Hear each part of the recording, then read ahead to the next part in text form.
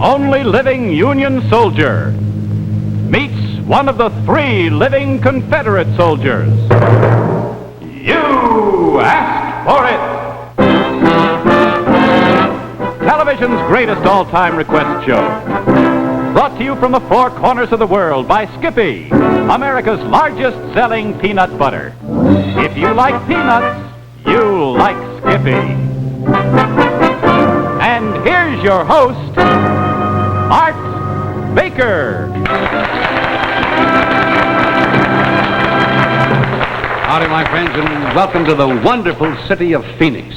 Yes, with a trunkload of most unusual props there, we're about to witness a fantastic bunch of nerve and skill.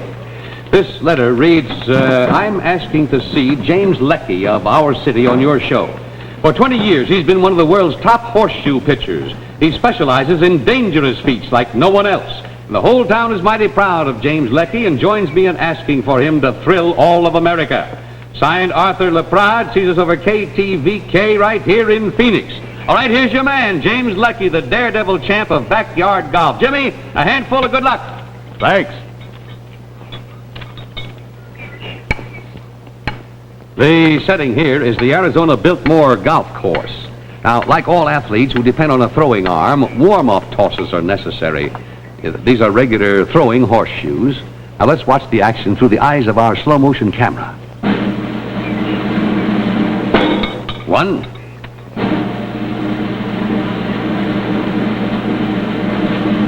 2. 3. 4 ringers.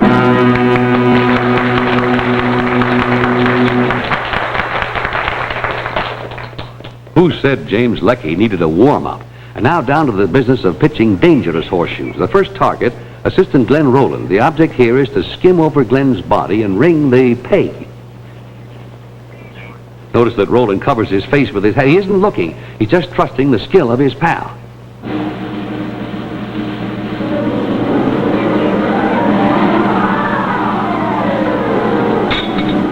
Another ringer. You've seen a checkered flag used many times on an auto racetrack, but never quite like this. Now, with it, his assistants will hide the stake from him.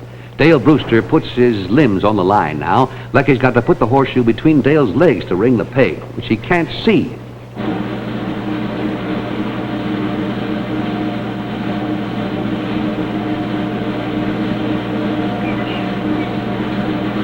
Here it comes.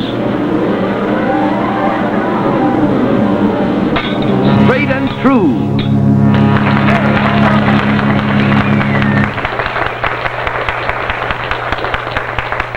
Now this time it's Assistant Eddie Holmes as the human target. Now that's right, Leckie will be shooting for that cigar. There's no margin for error here. Pitcher Leckie studies his shot. He takes his time. Steady.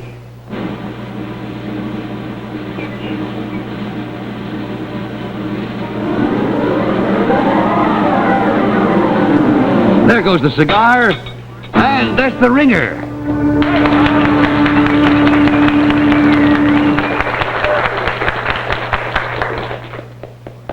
Dale Brewster returns to the stake. Now, Leckie gives him instructions. Dale is to loop his arms around the stake while standing directly over the target area. Both men are tense. Watch out! Whew, that was a close shave there. That was too close to stay put for this human target. Leckie's going to try it again.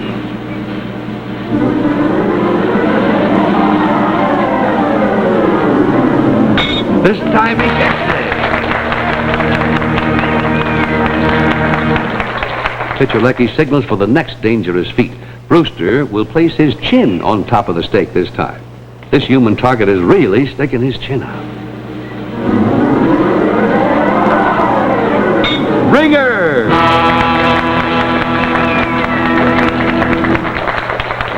Talk about suspense. This is it.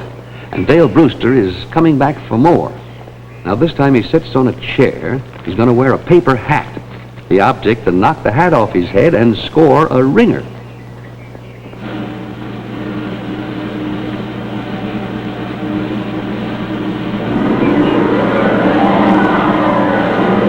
There goes the hat.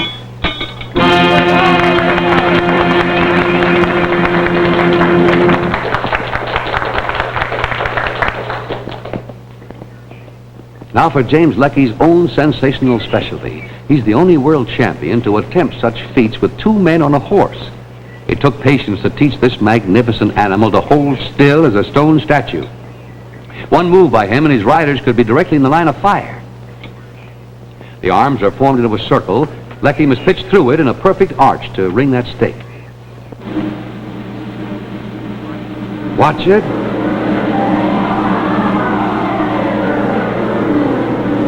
And right on the button.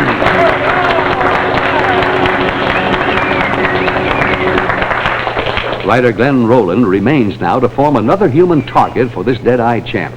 This time the pitch is through Rowland's legs. Not even an inch to spare on this one. Now again, that horse must remain motionless or somebody could be hurt.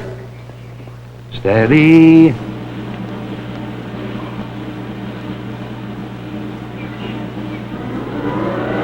It's going to be real close. And there it is.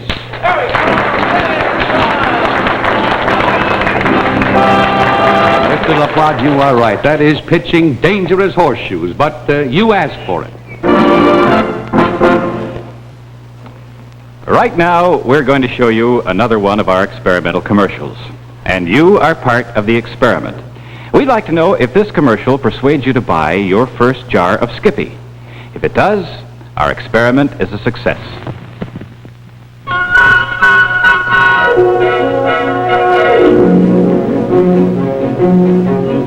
There is one way, and only one way, that you can find out whether or not you like our product, Skippy Peanut Butter. And that's to try it.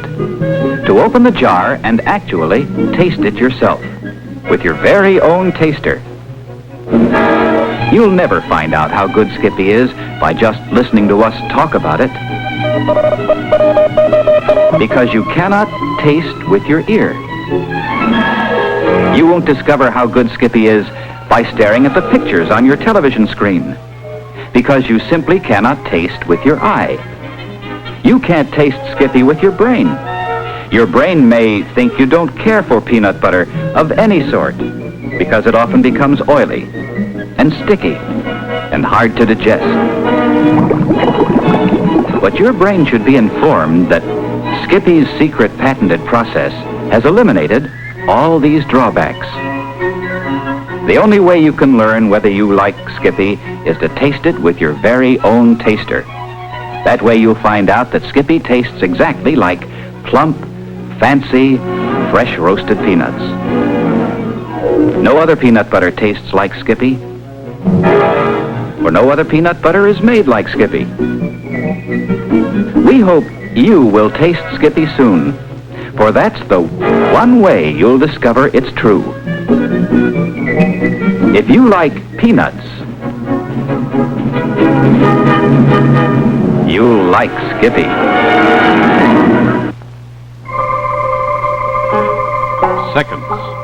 Seconds of time. Moments of our lives march unswervingly by.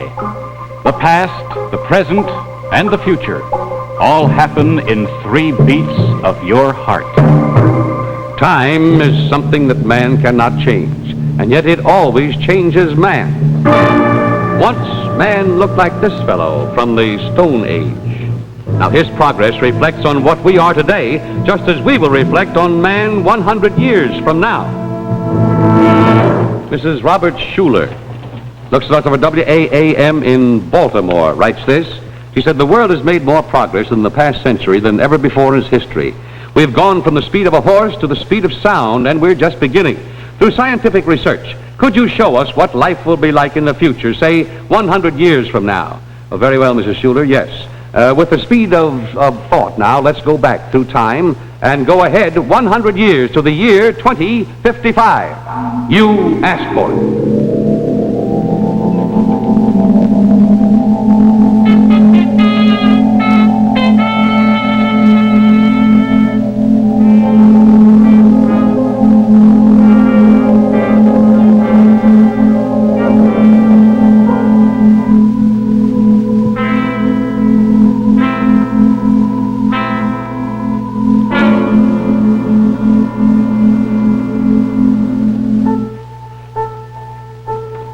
Come in, Mr. Baker. You've been expected.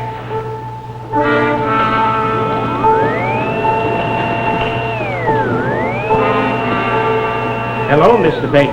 I'm Dr. Jacques Fresco. Welcome to 2055. Now, what would you like to know about life here in the future? Well, everything. Let's start with those clothes. They're certainly different than ours. Yes, they are different. They're sprayed on a metal foam designed to match my body contour. If I desire a new suit, I merely take the liquid plastic, add the dye, and presto, I have a new suit. Well, I see you have television in the future. Indeed we do. It's quite different than the television you have known. This set can project a large image or a small image in color and 3D. I see. This may interest you, Mr. Baker. This is a long-playing record. This? It's hardly the size of a silver dollar. And yet an entire concert is on one side. Well, that's amazing. Won't you have a seat, Mr. Baker? Over here.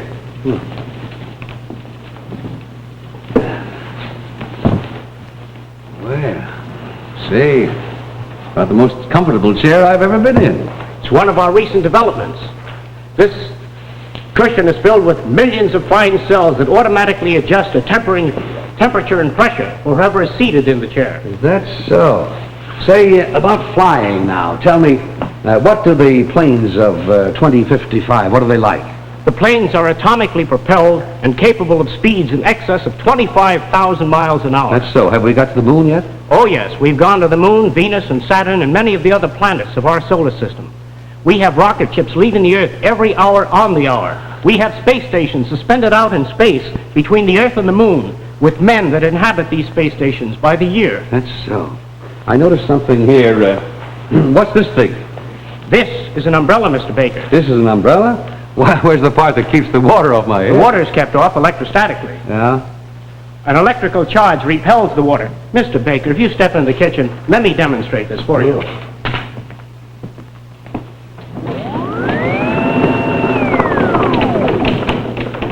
I set up this demonstration to explain it to the children. If you notice this, the water is coming straight down. When I turn on the switch, the water will be repelled away from the surface. This is exactly how the umbrella works. I'm not a very good host, Mr. Baker, but if you would like something to eat, I have some food here. Steak, vegetables, potatoes, dessert. Are you serious? I mean, you eat these things here instead of food? Oh, yes, this is scientific food, highly perfected. Well, how do you prepare the stuff? We merely aired the flavor electronically. Like this.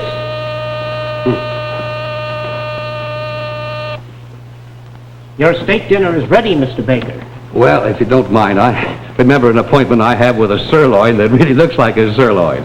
But, Mr. Man of the Future, I tell you, we appreciate very much having visited you in 2055. Thank you. And we're grateful also to Scientific Research Laboratories. Mr. Schuler, you asked for it.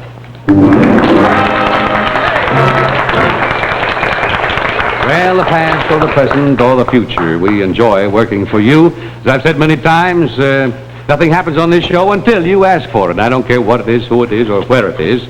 We can find it and fly it here on American Airlines, first to offer round-trip, non-stop, coast-to-coast service with DC-7 flagships.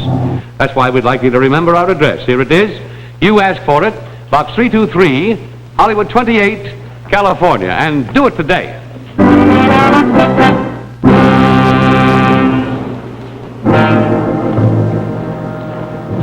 Forceps? He's doing fine. Will he be all right, Doctor? Oh, sure. Suture? I'll have a splint on him before the anesthetic wears off. Scissors?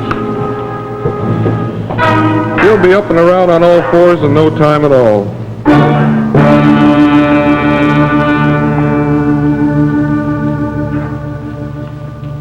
My friends, we're behind the scenes here in a most unique hospital. And we've returned here at the request of young Miss Susan Smith, who looks at us over KAKE TV in Wichita, Kansas. She wrote, we are interested in wild animals, and we understand that a long time ago you visited a doctor whose job it is to take care of all the animals in the zoo. Since our city has only had television in recent months, our whole school joins me in asking for this medic to wild animals. Well, you asked for it, Susan, and the scene here is the famous Municipal Griffith Park Zoo. It's operated by the Los Angeles Recreation and Park Department. And our veterinarian is Dr. Victor Tierstein. And, Doctor, I must say that your profession here has a bit of the dangerous side. To some extent, Art. As you can imagine, catching and restraining a wild animal could be as dangerous for the patient as it might be for the handlers. But it's fun. Say, I have a few calls to go on now. Would you care to go along? Yes, indeed we would. And that includes you, too, of course, Susan Smith. So let's go along on the visit with a zoo doctor. You asked for it.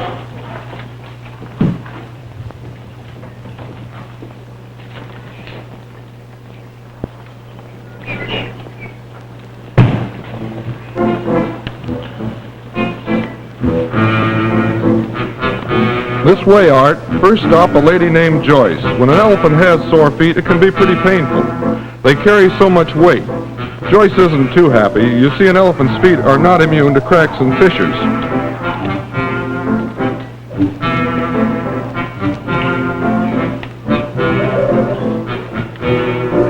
Now, what are you going to do, Doctor? We'll clean out and swab the cracks.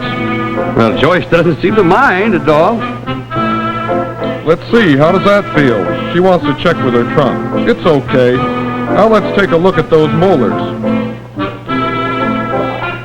Joyce grinds her food with these enormous chunks of ivory.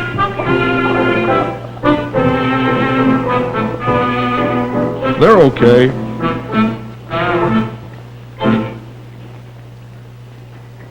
So long, Joyce.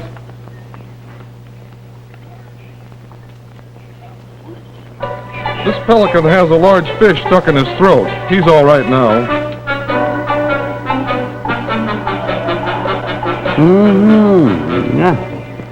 Aha.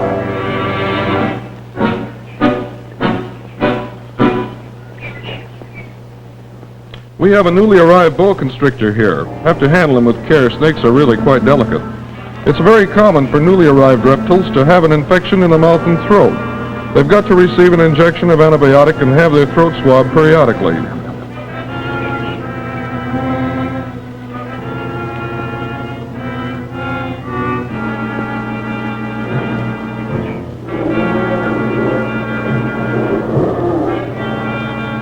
Looks simple when you know how. Gee, I wouldn't like that swabbing myself. The young attendants are always interested when the zoo doctor makes his rounds. Fine, take her back to her cage. This way, Art.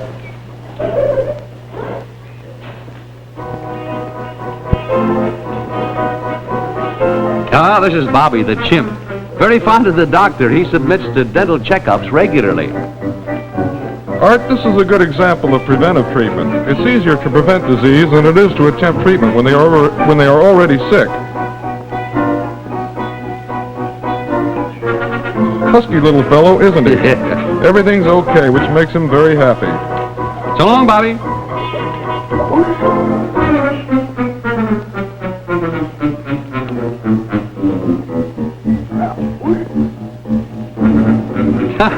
Say, he really feels gay about your visit, Doctor.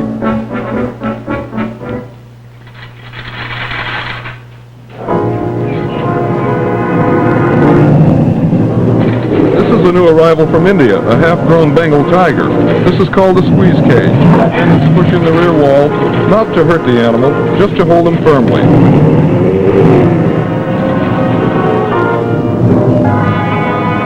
This is a safe way to handle newcomers. The handlers and the animal are protected against injury. Now, what are you going to do with him? We have to inoculate him against cat distemper. There. Well, they took it peacefully. He's not too wild. In fact, he was raised in captivity in India. He's downright friendly. Now back to the office, Art. Right, Dr. Tierstein.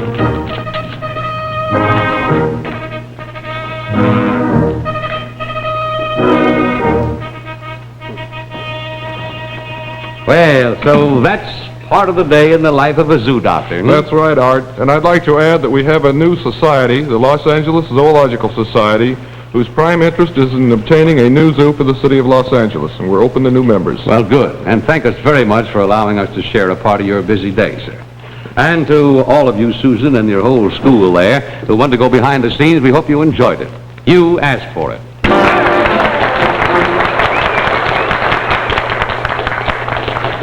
I suppose it won't come as a major surprise to you if you watch this show regularly that I am a firm 100% dyed-in-the-brain lover of peanuts in the form of Skippy peanut butter. But there is a special bit of information you may have missed in one of my enlightening lectures. Skippy is divided into two joyous parts, creamy style and chunk style. The only difference being that in chunk style, you get crunchy, crunchable nuggets of fresh roasted peanuts, liberally distributed throughout. Now, when you spread chunk-style Skippy on hot breakfast toast, the creamy part of Skippy melts right down into your toast, just like fresh creamery butter. Exposing all these chunks of peanut meats with all their irresistible charm, just lying there, tempting you to enjoy the true crunchable, munchable flavor of fresh roasted peanuts. So, why don't you surprise yourself by mining such nuggets as these with chunk-style Skippy on hot toast tomorrow morning? Why not indeed?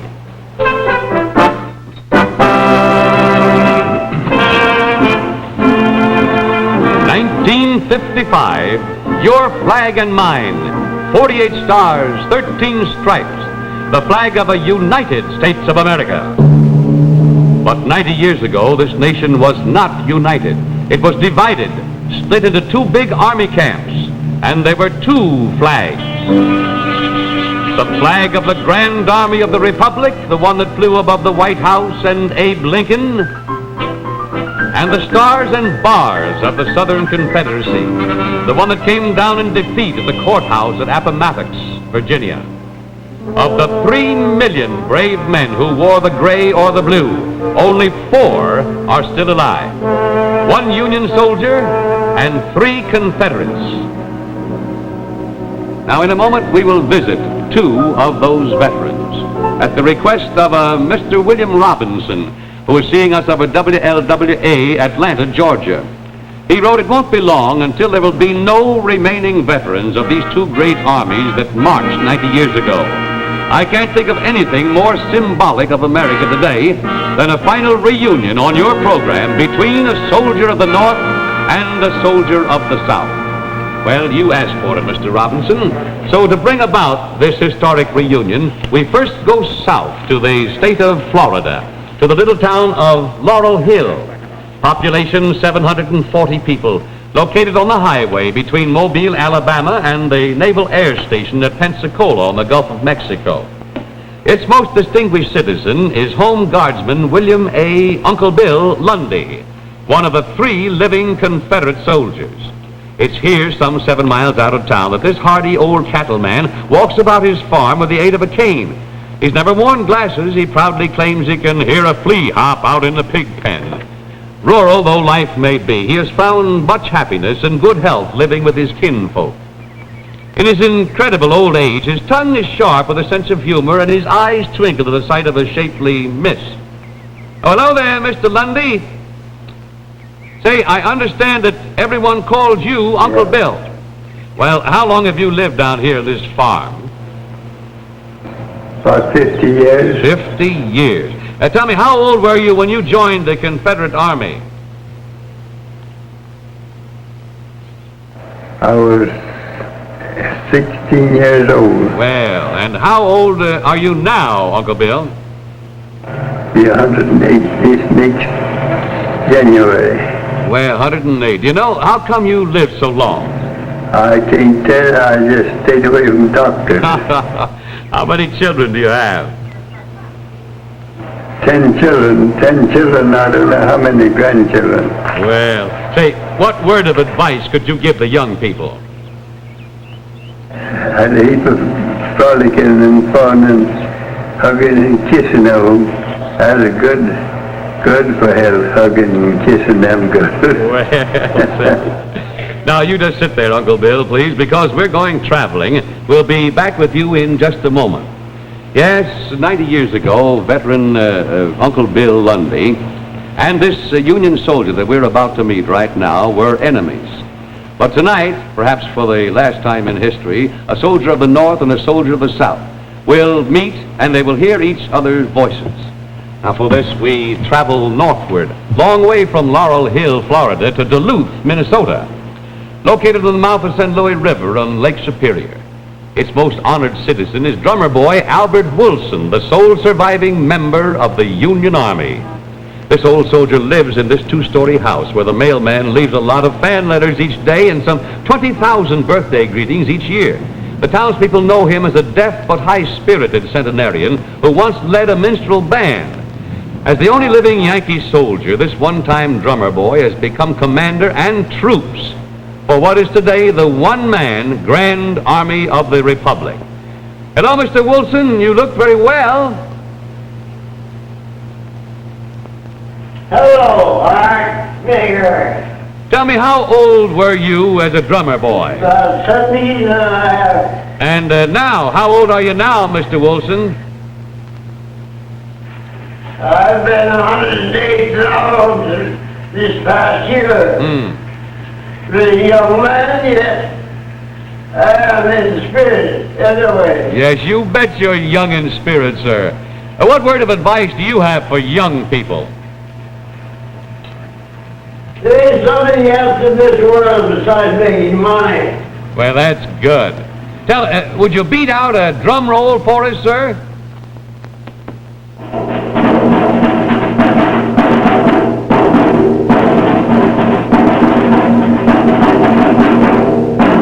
Well, thank you, sir, very much. Thank you. Now, Mr. Wilson, we know that as the only living Union soldier, you've heard of Uncle Bill Lundy, one of the 3 living Confederates. And you're going to see and talk with him right now. Uncle Bill, here's Mr. Wilson.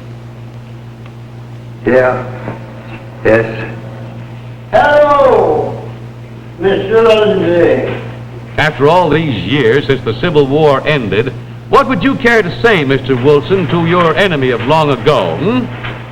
There were many brave men in the Southern Army. Yes, as you said, Mr. Wilson, yes, there were many brave men in the Southern Army. Uncle Bill, what would you like to say about the Civil War?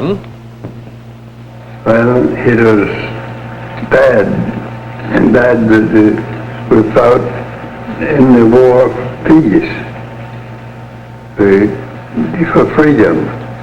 That's what we fought in the war for, was fought the Yankees for freedom. Yeah.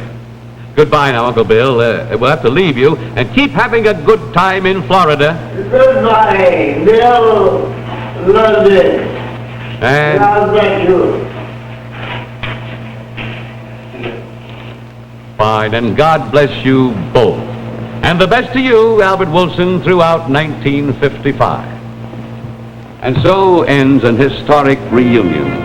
Yes, just think, between the North and the South, 90 years ago, enemies. And now tonight, united, perhaps for the last time in history. Good night. We'll see you next week. Portions of the preceding program were on film